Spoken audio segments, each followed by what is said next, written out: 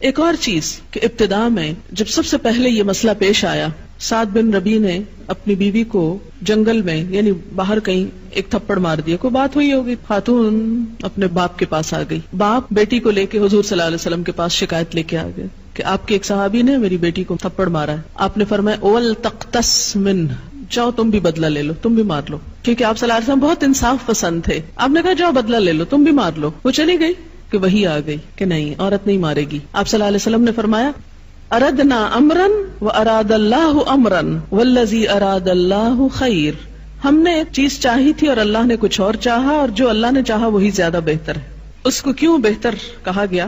اس لیے کہ اگر عورت مارے گی تو مرد کو بھڑکا کے زیادہ مار کھائے گی۔ آپ دیکھیں نا، جب دو بچے لڑتے ہیں تو جو اس میں طاقتور بچہ ہوتا ہے وہ دوسرے کو پیس ڈالتا ہے۔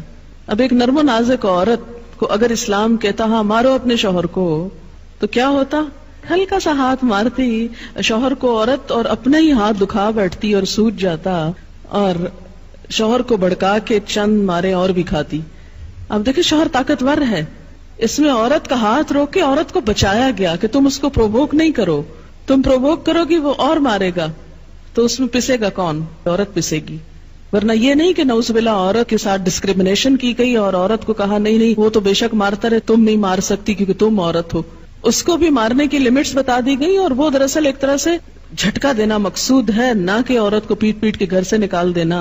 اور پھر خاص طور پر مارنے میں عورت کو جو روکا گیا وہ اسی وجہ سے کہ عورت زیادہ نقصان اٹھائے۔ آپ دیکھیں ویسٹ میں اس وقت عورتیں جو مار کھاتی ہیں، اور کبھی آپ نے بھی شاید کوئی نمونہ دیکھا ہو، بعض اوقات بہت بری طرح پٹی بھی ہوتی ہیں، اچھی خاصی پڑھی لکھی کمانے والی خواتین، اور اس میں میں سمجھتی ہوں کہ وجہ یہی ہے کہ وہاں جب عورت بھی مارنے پہ آ جاتی ہے تو پھر اس کا نتیجہ زیادہ سخت اسی کے اوپر پڑتا ہے، اسی پر زیادہ برا اثر پڑتا ہے، اس لیے عورت کو روک دیا گیا۔ پھر اس میں ایک اور چیز آپ یہ دیکھیں کہ یہ کوئی پسندیدہ روش نہیں۔ آپ دیکھیں کہ کسی بھی چیز کی ایک اجازت اور چیز ہے اور اس کا استعمال اور چیز ہے، اور پھر استعمال کا طریقہ اور چیز ہے۔ وَاضْرِبُوهُنَّ کا لفظ نمبر 1 آخری درجہ ہے اصلاح کا، نمبر 2 شرائط کے ساتھ ہے، نمبر 3 ناپسندیدہ ہے۔ اگر یہ کانٹیکسٹ آپ کو سمجھ میں رہے، میں ایک ایسے کیس کو جانتی ہوں، ہے تو بڑی آکورڈ بات، لیکن چونکہ ہر وقت لوگوں کے قصے کہانیاں سنتی رہتی ہوں، اسی لیے میں کہتی ہوں میں لوگوں سے بہت کچھ سیکھتی ہوں۔ اگر وہ سن کے باتیں نہ سیکھوں تو قرآن کی تفسیر نہ کر سکوں، کیونکہ مسائل کے ہوتے ہوئے جب تفسیر ہوتی ہے تو وہ زیادہ ریلیونٹ ہوتی ہے بنسبت اس کے کہ آپ خود ہی بولتے چلے جائیں۔ ایک عورت کا کہنا یہ تھا کہ جب تک میرا شوہر مجھے نہ مارے میری سیٹسفیکشن نہیں ہوتی۔ Can you imagine? وہ شوہر سے مطالبہ کرتی تھی کہ مجھے مارو۔ ایکسپشنل کیسز ہیں لیکن ہیں۔ بہرحال وَاهْجُرُوهُنَّ فِي الْمَضَاجِعِ وَاضْرِبُوهُنَّ فَإِنْ أَطَعْنَكُمْ، پھر اگر وہ تمہاری بات مان جائیں، اطعنکم یعنی اطاعت کرنے لگے، سرکشی چھوڑ دیں، فَلَا تَبْغُوا عَلَيْهِنَّ سَبِيلًا، تبغوا بغا، یبغی کا کیا معنی ہوتا ہے؟ حد سے تجاوز کرنے کی خواہش کرنا۔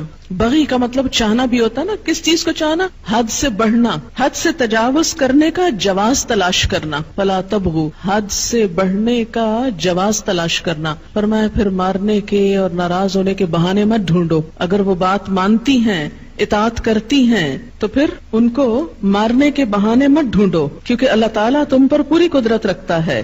ان اللہ کان علیٰ کبیرا، بے شک اللہ بلند ہے، بہت بڑا ہے۔ یعنی اس اجازت سے ناجائز فائدہ مت اٹھاؤ۔ اگر ایسا کرو گے تو جو اللہ بلند ہے، تم پہ پوری قدرت رکھتا ہے، وہ تم سے اس جرم کا بدلہ لے گا۔ یعنی کوئی شوہر جو اپنی بیوی پر کوئی ناروا زیادتی کرے، اللہ اس سے بدلہ لے گا۔ اسی لیے اللہ تعالیٰ کی یہ 2 صفات یہاں آئی ہیں، ان اللہ کان علیٰ، اور رحیمہ بھی ہو سکتا تھا لیکن کبیرہ تکرار کے لیے پھر دوسری صفت بڑائی کی استعمال ہوئی کہ اے شوہر تم اپنے آپ کو بڑی چیز نہ سمجھو، تمہارے اوپر تمہارا رب تم سے بڑا ہے، وہ تمہیں پوچھنے کی پوری طاقت رکھتا ہے۔ اور یوں مرد کے اس وحشیانہ پن کو جو عورت کے ساتھ ہو سکتا ہے اسے پوری طرح کنٹرول کر لیا گیا۔ وَإِنْ خِفْتُمْ، چوتھا طریقہ، 3 پہلے ہو گئے نا، چوتھا طریقہ۔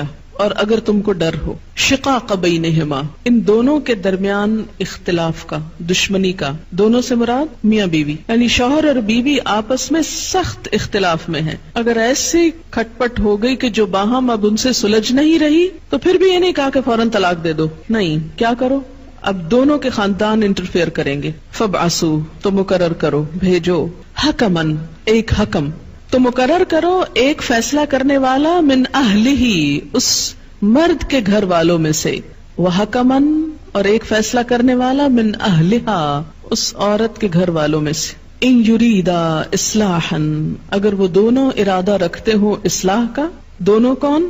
دونوں میاں بیوی بھی ہو سکتے ہیں اور دونوں حکم بھی ہو سکتے ہیں۔ بعض اوقات کیا ہوتا ہے، لڑکی والے لڑکی کی سائیڈ لے رہے ہیں، لڑکے والے لڑکے کی لے رہے ہیں، پھر وہی جھگڑا ہے، کوئی اصلاح نہیں ہو رہی۔ تو اگر دونوں حکموں کی یا دونوں میاں بیوی کی نیت ہے اصلاح کی، یوفق اللہ بینہما، اللہ ان دونوں میں موافقت پیدا کر دے گا، اللہ تعالیٰ اصلاح کر دے گا، یعنی بگڑے ہوئے حالات سنور جائیں گے۔ اور یہ اس لیے بھی کہ جب بہت جھگڑے ہونے لگتے ہیں نا، تو انسان کو خود سوچنے سمجھنے کی صلاحیت معوف ہو جاتی، اتنی تو میں اتنی تو تکرار ہوتی ہے کہ بعض اوقات انسان سک ہو جاتا ہے، تھک جاتا ہے، اور وہ سمجھتا ہے کہ نو وے، اب کوئی راستہ نہیں، بس اب مجھے چلے جانا چاہیے یہاں سے۔ لیکن ایسے موقع پر بھی اللہ تعالیٰ نے تنہا نہیں چھوڑا لڑنے والوں کو، ایک گھر کو ٹوٹنے سے بچا اور کہا اب دوسرے لوگ بیچ میں آئیں، وہ حالات سلجھائیں۔ اگر دونوں فریقین کی نیت ہے گھر بسانے کی تو اللہ یوفق اللہ بینہما، اللہ بھی توفیق دے دے گا۔ ان اللہ کان علیما خبیرا، بے شک اللہ علم والا بھی ہے، خبر والا بھی ہے، اس کو سب پتا ہے کون گھر بسانا چاہتا ہے اور کون صرف اجاڑنا چاہتا ہے۔